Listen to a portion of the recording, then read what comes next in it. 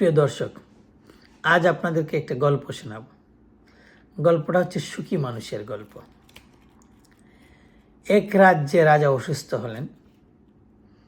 তো রাজা অসুস্থ হওয়ার পর একজন জ্যোতিষী রাজার হাত দেখে বললেন, রাজা মহাশয়, আপনার যে অসুখ, সেই অসুখের কোনো চিকিৎসা নেই, তবে আপনি যদি কোনো সুখী মানুষের জামা গায়ে পরতে পারেন তাহলে আপনার ভালো হওয়ার সম্ভাবনা রয়েছে।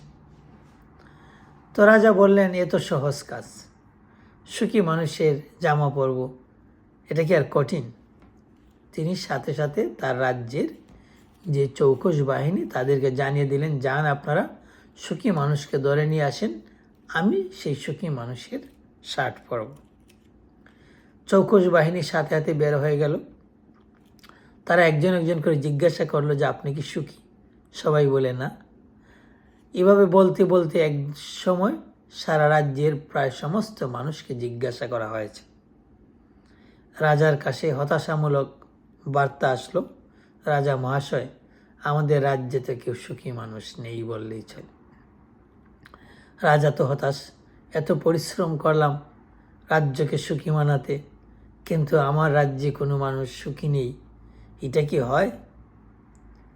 তারপরেও উনি ওনার চৌকস বাহিনীকে বললেন যে না, আপনাদের চেষ্টা অব্যাহত রাখুন, আপনারা খুঁজতে থাকুন।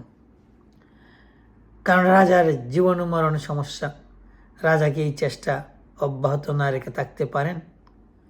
এমত অবস্থায় রাজার চৌকস বাহিনীর চোখে জঙ্গলের ভিতর একটি লোককে তারা দেখতে পেলেন। সেই লোকটি কাঠ কাটতেছে। তারা চিন্তা করলেন, আমরা তো জঙ্গলে এসে কাউকে জিজ্ঞাসা করিনি, তো ঠিক আছে, এই লোকটাকে আমরা জিজ্ঞাসা করি। তারা জিজ্ঞাসা করলেন, আরে কাঠুরিয়া ভাই, আপনি কি সুখী? তিনি বলেন, হ্যাঁ আমি সুখী।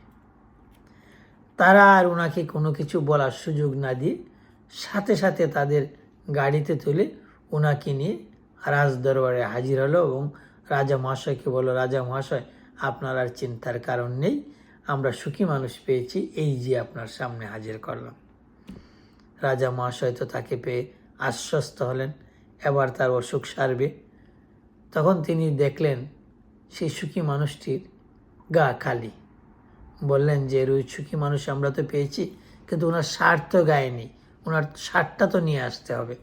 তাহলে উনি যেখানে ছিলেন ওইখানে যেতে হবে, গিয়ে ওনার শার্টটা নিয়ে আসতে হবে। প্রস্তুতি শুরু। তারা কাঠুরিয়াকে বললেন যে ভাই, আপনাকে আবার নিয়ে যাব, আপনার শার্ট আমরা নিয়ে আসব। কাঠুরিয়া ভাই বললেন, ভাই আমার তো শার্ট নাই। রাজা সহ সমস্ত রাজ্যবাসী অবাক হলেন।